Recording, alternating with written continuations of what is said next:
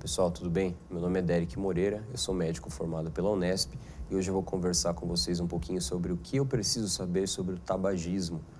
É um dos temas aí abordado na pós-graduação em saúde mental para equipes multidisciplinares oferecida pela Unip em parceria com a Vida Mental.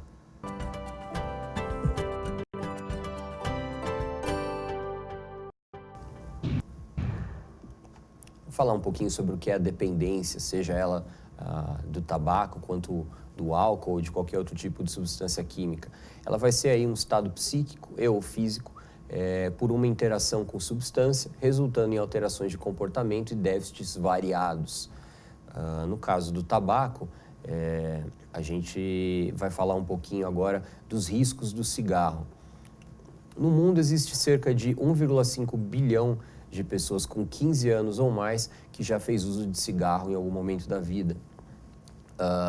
No Brasil, a gente tem cerca de 200 mil mortes por ano devido ao uso de cigarro e de todas as doenças que vêm associadas aí ao hábito do tabagismo, como, por exemplo, o DPOC, né, a doença pulmonar obstrutiva crônica, a asma, câncer, o acidente vascular cerebral, o encefálico, o infarto agudo do miocárdio, a oclusão arterial aguda, enfim, diversas condições associadas aí ao uso do cigarro.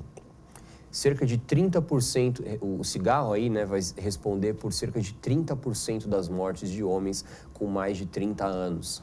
Então, as condições advindas do hábito do tabagismo respondem aí por grande parte da mortalidade entre os homens ainda. O que eu faço, então, diante de um paciente que tem uma dependência tabágica, portanto, aí de um paciente fumante crônico? Existem uma série de abordagens farmacológicas, remédios, usa-se até antidepressivos no tratamento do vício do cigarro, medicações que possam diminuir um pouco a compulsão pela vontade de fumar, a compulsão por fumar. Tudo isso pode ser utilizado. Claro que é importante também no aspecto farmacológico que sejam tratadas as condições clínicas associadas ao tabagismo de longa data, ao tabagismo crônico. Então, como eu citei anteriormente, o AVC, o infarto, a formação de placas de colesterol, de ateromas, tudo isso relacionado ao tabagismo são condições que devem ser abordadas farmacologicamente, devem ter uma abordagem por tratamento medicamentoso, portanto. A terapia de reposição de nicotina é uma das opções em que se é utilizada. A gente tem aí a colocação de adesivos de nicotina como uma maneira de reduzir, dessa forma, a carga tabágica que o paciente usa diariamente. É importante também que seja feito o tratamento psicoterapêutico, mais uma vez aí uma das terapias que se apresenta com um dos maiores respaldos literários de evidência é a terapia cognitiva comportamental, que vai oferecer alterações de comportamento, recursos para que o paciente possa, aos poucos, se livrar do vício do tabagismo.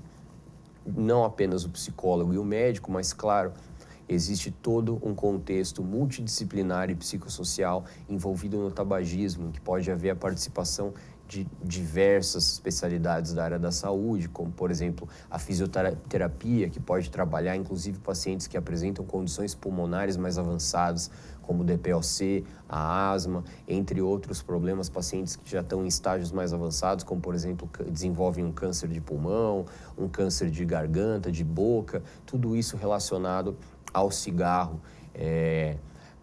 Nutricionistas podem ajudar também em pacientes que estão se recuperando do vício, pacientes que estão se recuperando de condições clínicas associadas ao uso do tabaco, enfim.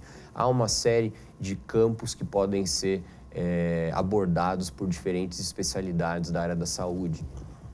Claro que também é importante uma rede de apoio familiar, é importante que exista apoio da família, de amigos próximos, pessoas que também ajudem o paciente a se monitorizar, a ser vigilante consigo mesmo quanto à questão do tabaco, do uso do cigarro. Por fim, a gente tem até alguns recursos um pouco mais diferentes, alternativos, como, por exemplo, o uso de determinados aplicativos alguns até disponíveis aí, tanto em Android quanto na App Store, que seria, por exemplo, o Zero Cigarro, que é um aplicativo que cria aí uma interface entre fumante e amigo ou familiar disposto a ajudar o fumante a parar de fumar. Então, cria-se aí uma comunicação, uma via de comunicação entre eles para que um possa ajudar o outro e, dessa maneira, reduzir as chances de uma recaída e aumentar a chance de abstinência total do paciente fumante. O cigarro aí é responsável por um dos vícios com menor taxa de abandono total. Como o cigarro possui uma quantidade absurda de substâncias tóxicas que algumas, imagino, sejam até talvez desconhecidas, mais de 3, 4 mil substâncias incluídas no cigarro de nicotina. Então, é extremamente difícil, é um vício extremamente difícil de ser largado. Bom, esse tema, assim como outros, vai ser abordado de maneira mais aprofundada na pós-graduação em saúde mental para equipes multidisciplinares que é oferecida pela Unip, em parceria com a Vida Mental. Mais uma vez, eu convido vocês para fazer suas inscrições e participar desse curso. Muito obrigado.